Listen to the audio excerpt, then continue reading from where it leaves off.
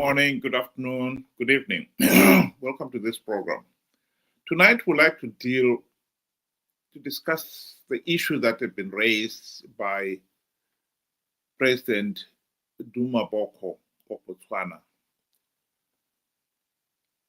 regarding specifically the number of Zimbabweans who are going to Botswana as economic refugees. I think he raises some important points here. And I'll just play the short clip when he's discussing about that particular issue, stop it, and then we'll play the rest of it later on. If you could bear with me.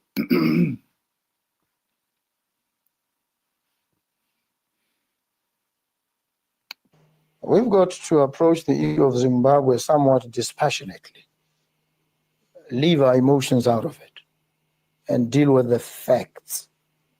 What are the facts? The facts are there is, without any doubt, an influx of people from Zimbabwe into Botswana. They end up taking up the most menial of jobs. As a matter of fact, many of the jobs that they end up taking are jobs that our own people are not desirous. There's no serious appetite on our citizens for these jobs. And there's nothing wrong with not liking a particular job. And therefore, when an opening arises, you're not interested. But we also must acknowledge that there will be somebody else, either out of desperation or whatever reason, who will be interested in taking this job. And so that person comes in without any doubt. How did this person come in? They came in illegally. But they are doing the job. They are already here. What do? We can choose to spend money and send this person back. The moment you leave this person at the border, they cross back, and by the evening they are here. So are we succeeding? No. How then do we deal with this situation? We could deal with it and when they are illegal like that, because they are hiding, they end up involved in crime. They end up exploited. And this exploitation makes it even more unappealing because they'll take this job for next to nothing. And so the employers, those who have these jobs, who are hiring them, prefer them to citizens because the citizen will want more. So there is a demand for people who will work for a pittance. So they themselves are exploited. Why are they exploited? They are outside the protection of the law because in the first place, when they came in, they placed themselves outside the protection of the law. So we want to deal with this thing and say, let us allow you to come in legally. This is not to go and invite and say, just come and run us over. No. It means you are not saying open borders. No. We're not saying that. We are saying we recognize the challenge. Let us deploy strategies and approaches that are appropriately fashioned to deal with so that they do not pose a security risk to us and to our people. Then they can be within the law. They can be controlled either by way of a temporary work and residence permit or a much longer term work and residence permit. We can control, we can manage them, we can account. Well, Ben, what do you think of that one? Good day to you and good day to our viewers. Thank you for joining us. You know, it's a good thing to want to open the borders, that Zimbabweans can come and work, and take up the jobs that other, communities or countries or citizens don't want to take.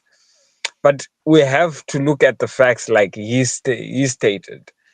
We have in Zimbabwe an unemployment rate that is almost close to 90%. And we have people leaving Zimbabwe in huge numbers every single day. be it going to South Africa, be it going to Botswana or Zambia or wherever, you know, is it going to be, you know, possible to control the number of people that will actually want to take up this offer? My answer is I don't think so. You know, that is just a temporary solution. South Africa has tried that, and they now see, you know, that it cannot be sustained. The number of Zimbabweans that are crossing over because of, like you said, you know, economic hardships, you know, and so forth, it's huge. So for me personally, I think it is just a case of, you know, postponing the inevitable. We are not looking at the problem head on. We are choosing to meander around a bit about the bush, yet the problem we know.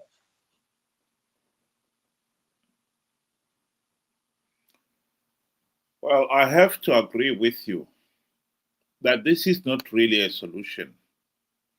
As much as every Zimbabwean out there who is desperate would see it as at least an immediate solution to their needs. Because if you're unemployed in Zimbabwe, the economy is getting worse and worse and worse. And you find yourself in a situation like he has described, where you go to Botswana and they are paid pittance, but it's better than nothing, and you accept it. That shows the level of desperation. And so for those people to be told that they will be getting permits to stay and permits to work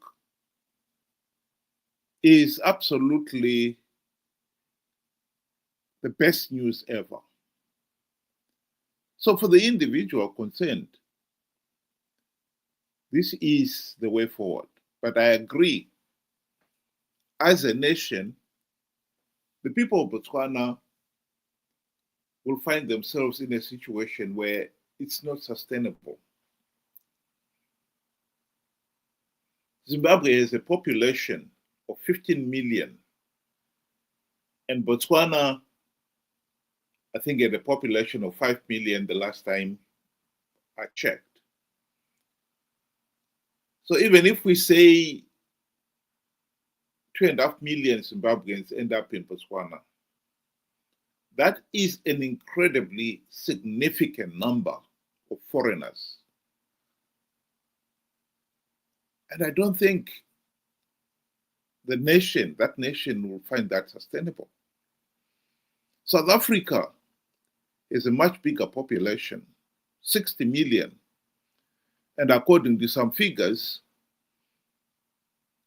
3 million Zimbabweans are in South Africa. Maybe combined with other foreigners from other African countries, for the sake of argument, another 2 million. So you're still looking at 5 million foreigners in a country with 60 million, and already it's causing serious tension in that country. I think Botswana, I agree, will also sooner or later find this unsustainable. I think we're just kicking the can down the road when we should be looking for solutions, particularly us, the people of Zimbabwe. While we sort ourselves out, Botswana may give us a way out to relieve the pressure. But that should be very clear to us that this is only a temporary measure, and we should really be seriously looking at how are we going to resuscitate the Zimbabwe economy. It's not that Zimbabwe is poor. It has resources. It's not that Zimbabweans have been unemployed. In 1980, we had so many industries in Zimbabwe. All of them, or most of them, have since closed down because of corruption and gross mismanagement. We cannot overemphasize that Zimbabweans must address this fundamental problem of bad governance. That point cannot be overemphasized.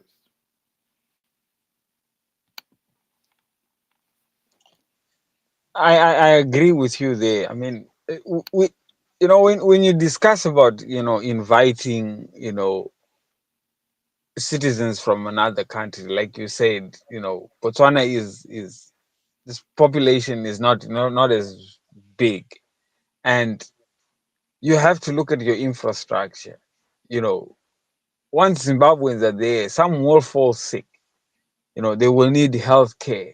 You know, they will need social assistance and so forth. Will Botswana be able to manage all that? It's not just about giving people work. And remember, you know, if you're giving them peanuts, they may not be able to afford some of these, you know, things that are being charged, you know, at a rate where somebody is getting paid like normal wages, you know. It's a good thing to want to help, but we have to always look at the bigger picture. And for me, the bigger picture, what comes to mind is the fact that we all know what the problem is with Zimbabwe. Zimbabwe is plagued with rigged elections, and from rigged elections comes no accountability and, you know, mismanagement. Zimbabwe is ranked one of the most corrupt countries out there, and that is the main problem. And this has also been highlighted by the SADC Observer Mission report, which we and Botswana and South Africa and, you know, all the other Southern African, you know, countries are, you know, affiliated to. That report stands to guide us, to show us where the exact problem is and what needs to be fixed. That is the permanent solution. And unless we deal with that, we look into that report and really try and work out a way to fix the problems that were highlighted, we will see more Zimbabweans moving into all these Southern African countries illegally. That is the truth. I appreciate what the president of Botswana is trying to do. It's a temporary relief. You know, a lot of Zimbabweans will welcome it because, I mean, you know, a desperate person would be happy for any kind of assistance. It's like giving, you know, a torn jersey to somebody that has been freezing the whole time. You know, they appreciate that torn jersey, but it is not the solution. The solution for Zimbabwe is to address the problem of rigged elections. And that's where I think he has to be bold enough to state that. Well, he did address the issue of multi-party systems. Let's just listen to the last bit of this interview. To resolve these issues and resolve them amicably. And indeed, between Botswana, even between Botswana and Zimbabwe, if there's a niggling trade issue, we will discuss it and we will resolve it. So what is important, and this is what I keep raising, because I've said this government, this administration, this people's administration must be agile. It must be quick to realize there's a problem and to examine accurately, using evidence, the nature of the problem, diagnose, and then do a proper strategy and implement, evaluate, and make sure that the strategy works. If it doesn't work, change it. But we need to address problems in a manner that is proactive, that is agile. And so in relation to those, we're going to get off quickly, deal with all these problems and try and resolve them, because we need to build this economy. We need to turn it around and turn it around quickly. You invited opposition parties in the SADC region. What was the reasoning behind it? It's democracy. That's the reasoning. They are part of the democratic process. They are part of peacekeeping and the maintenance of peace and harmony in their respective countries. If they are not recognized, if they are not appreciated as part of the democratic process, then we are creating a situation for other than democratic means of accessing power. So once you have them come and they realize we are part of this, we are the opposition, we are now in power. Other countries must realize at some point the opposition will be in power. Do you want to have angry people, vengeful people because you abused them, come into office and start doing the same to you? No, there's no need to abuse each other. Even aside from political competition, there's no need. So we need to appreciate all of them, appreciate the ruling parties as well as those who are aspiring to rule, because they will be in power one day. And there's nothing better than having all of them at one table laughing, and then they go and compete.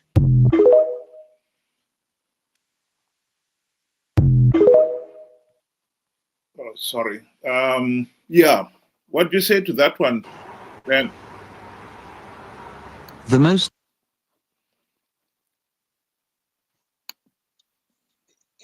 Yes, he spoke about, dialogue, having the opposition and, the ruling party come together and, try and sort out, differences. And again, to me, that is not the problem, that is not a solution. And I don't see it as a problem, We've had a GNU and we have had MDC and ZANU PF sitting and laughing together and doing, various activities and whatever together. That did not solve the problem of Zimbabwe. The problem of Zimbabwe is that we have a restrictive political environment, a damaged system. And again, I say, this is evident in the SADC Observer Mission Report and all other mission reports. They stated the same thing. Those are the things that we need to look at. There's no amount of opposition coming together and ZANU-PF coming together that can sort out our problem. We need to fix our political environment. Not for today, even for tomorrow. Because once you have those strong institutions that have been built and that are already standing, that are already present, no one in the future can just come and just bulldoze, those structures, because they are strong. They have been cemented. That is what Zimbabwe needs, and that is what Zimbabwe lacks right now. We do not have strong institutions. For example, we have a ZEC that is very much ZANU-PF in all but name. And this has been brought up. So having the opposition and ZANU-PF come is not going to sort out ZEC. It didn't sort it out during the GNU. Why would he sort it out now? So for me, I think again, it's kicking the can down the road and not addressing the real problem. I think his views on multi-party democracy are the right ones. Here is a leader of a country that has been politically very stable.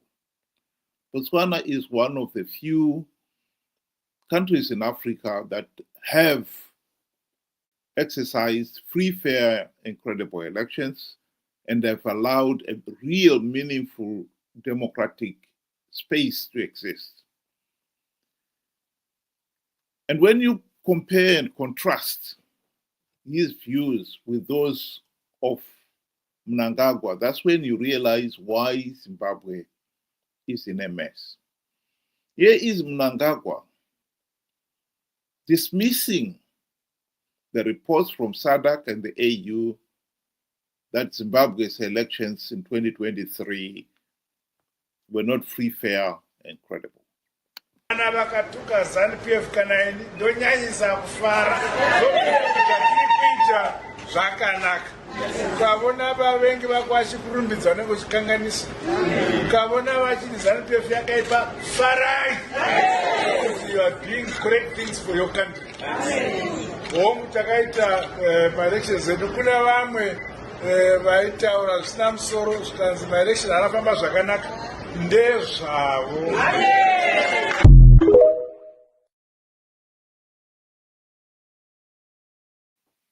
The truth of the matter is, Zimbabwe is a dysfunctional system. Zimbabwe's political system is totally dysfunctional. We have got, on the one hand, ZANU-PF that believes, whose leaders believe they have the divine right to rule the country. And on the other hand, we have the opposition who, although they were elected to implement the democratic reforms to end the ZANU-PF dictatorship, they have since succumbed to ZANU-PF bribery and corruption. And now they are nothing more than ZANU-PF Team B, playing for ZANU-PF Team A to win and to have legitimacy. Zimbabwe's political system is totally dysfunctional. And I think we, as the people of Zimbabwe, need to identify that problem and realize that nothing of any substance can be achieved until we implement the democratic reforms and dismantle this dysfunctional system. I've often compared Zimbabwe's political system to a sewage pond. You do not get quality fish from a sewage pond. Neither ZANU-PF nor the opposition. So what we need to do is to drain the sewage pond first by implementing the democratic reforms. Only then can we expect quality leaders to emerge. Zimbabwe it's got only just a line in the sand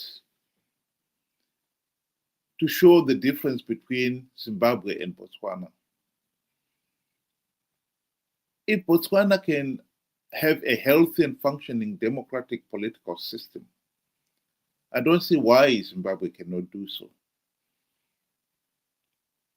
If we implement the reforms and give ourselves a fighting chance. At the present moment, both ZANU-PF and the MDC-CCC are not interested in changing the political system. They are partners now in continue this continued failed political system. Mnangagwa has got the opposition on the line. They've swallowed his bait, line, and sinker. They will never change. It's us, the electorate, we've got to realize we have a compromised political system and seek to change it. Thank you very much. Ben, do you want to give your closing remarks?